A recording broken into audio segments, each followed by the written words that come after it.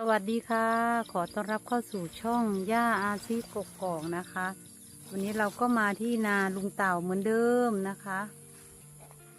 ด้านนอกนะคะอันนี้ด้านนอกบ้านอันนี้เข้าไปได้ค่ะมาถึงแล้วนะคะสมุนก็มาแล้วกิ๊บมาแล้วออกมาแล้วนะคะปักอยู่ไหนนี่ปักอยู่ไหน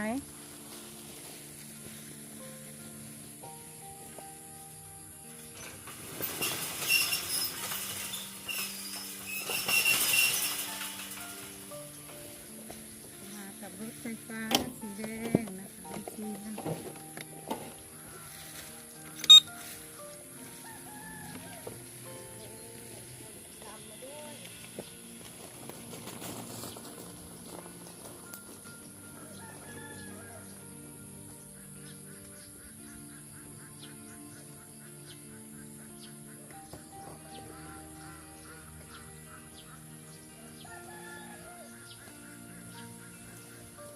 มาแล้วมาแล้ว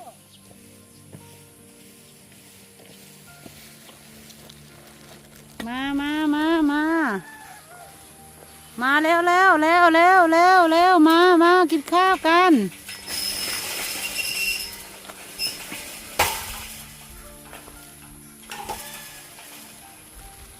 มากินข้าวกันมาแล้ว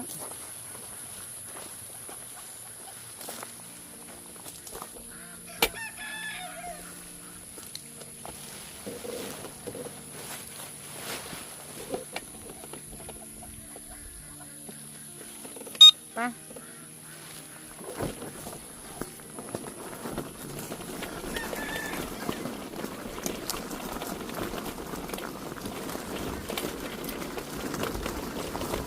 ปไ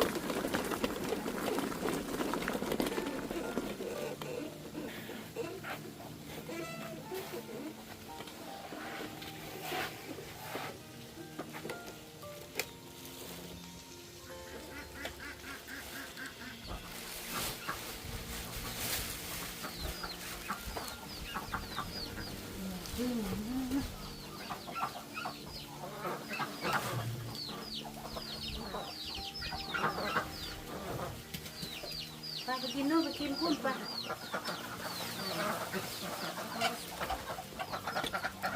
มานี่เร็วมาเร็วมานี่มาพี่ม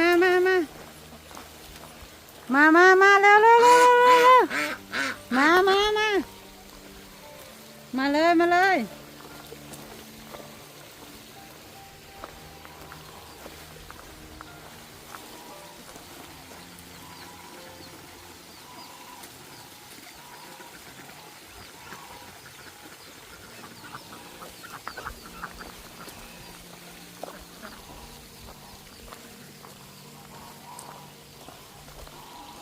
มาเร็วมา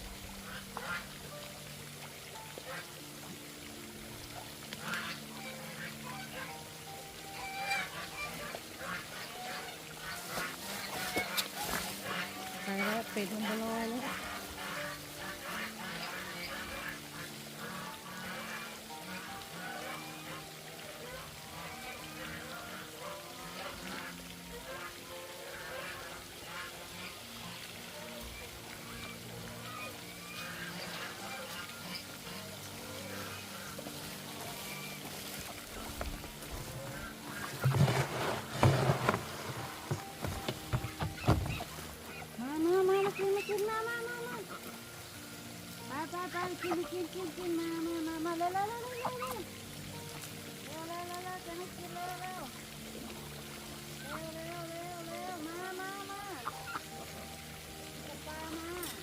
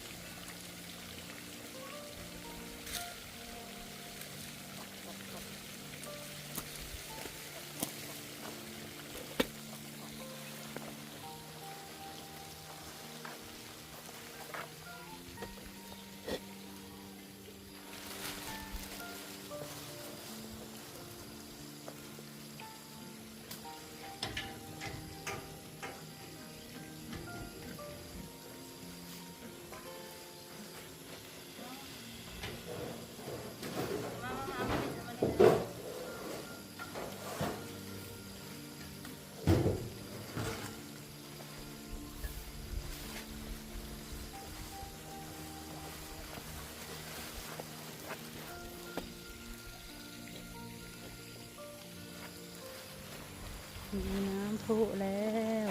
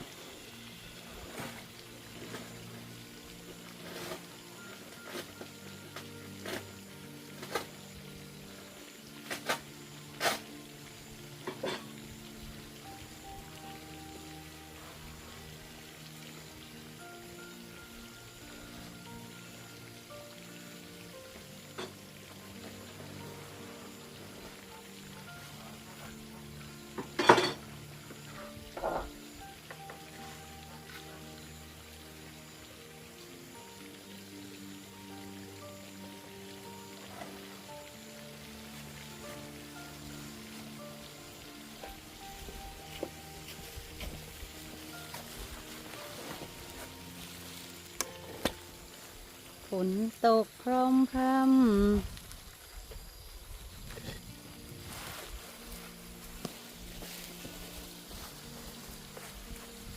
กับข้าวมาเสิร์ฟแล้วจ้ากับข้าวมาเสิร์ฟแล้วจ้า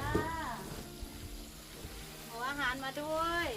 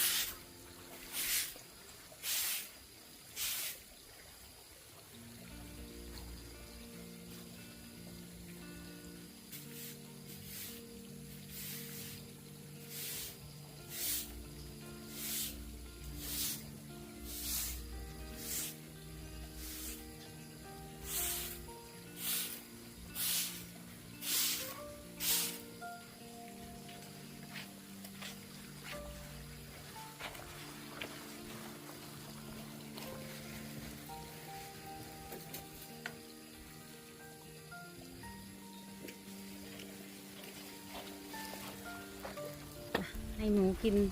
ให้เจ้าไข่เจียวไข่ตุ๋นไข่ต้มกินอิ่มแล้วก็เราก็เอามาไว้รอบที่สองจะให้กินอีกรอบที่สองมั้งคะก็ให้กินทั้งวัน เพราะว่าถ้าเอาออกไปแล้วนะคะ ก็กลัวมันออกไปแล้วมันไม่กลับมา ถ้ามันไปเซเว่นแล้วมันไม่ไปแค่เซเว่นล่ะ แล้วมันท่องปัตตภีนี่คือยุ่งกันใหญ่เลยนะ เพราะว่ากลัวไปทำร้ายของอันชาวบ้านเขาปลูกมันปลูกอะไรแถวนี้ แล้วก็ข้าวเขาด้วย มันไปแค่เซเว่นแล้วมันมาก็ดีอยู่ แต่มันไม่ไปแค่เซเว่นแล้วมันไปแล้วมันไม่มาแล้วก็เลยยุ่งก็เลยกักขังก่อนแล้วค่อยทำคอกให้ใหม่ ให้ไอ้เจ้ามือมาทำรั้วอุ้ยFCชะอมสวยมากเดี๋ยวเก็บชะอมกันชะอมก็สวยไอ้เจ้ามืดบอกว่ามันมีไข่อยู่ตรงนี้ไหนล่ะตอไม้อยู่นี้อ๋ออยู่ฝั่งนี้อยู่ใต้ต้นไม้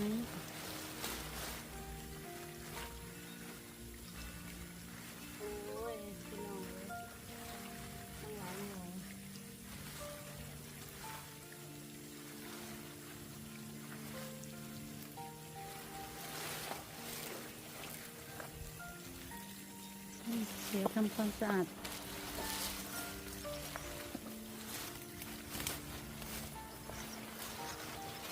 เกลือไม่เป็นเกลือกันแดดมันเป็นลูกขึ้นแล้วมันจะพันไปทั่ว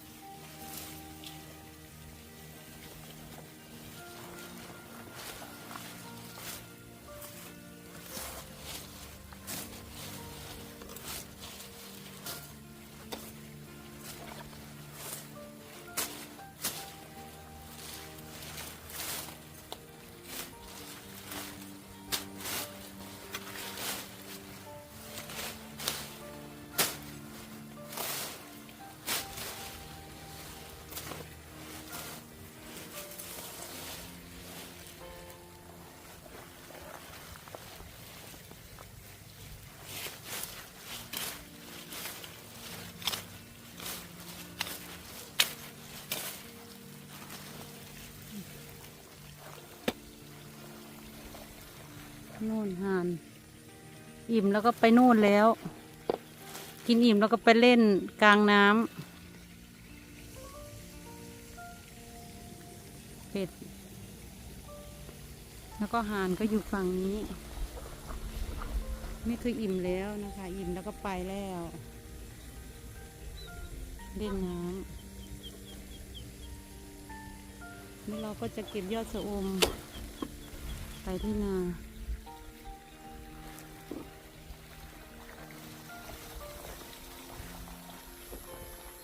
ได้ไข่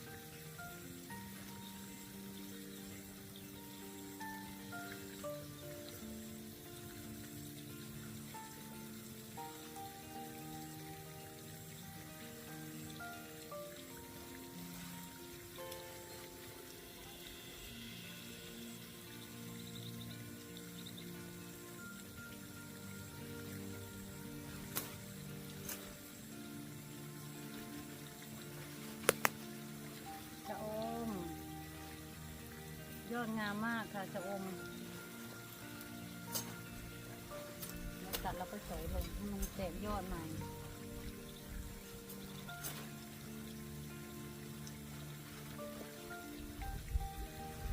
เป็นทอดไข่ไข่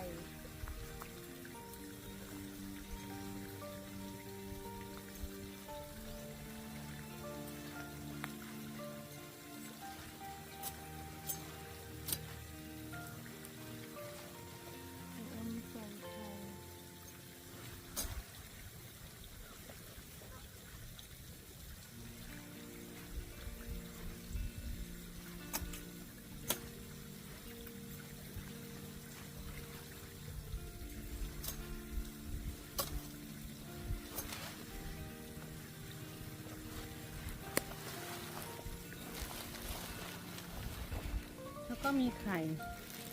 ค่ะเดี๋ยวเราจะไปล้างก่อน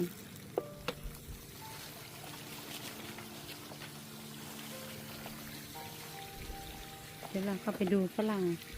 ที่มันสุกแล้ว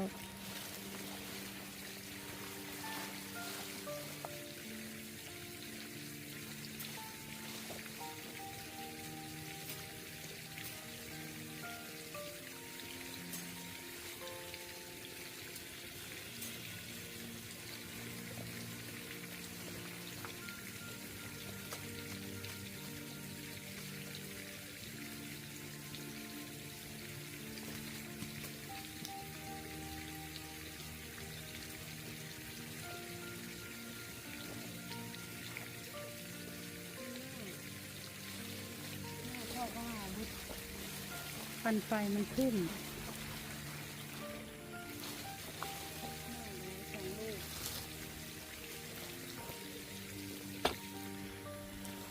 ไม่เป็นไรเนาะมาดูเจ้าห่านเจ้าเป็ดอิ่มหรือยังไปกันหมดแล้วบ่ไปหมดแล้วบ่ไปหมดแล้วเดี๋ยวเราจะเอาไว้ให้อีกให้มันกินตอนเวลาเที่ยง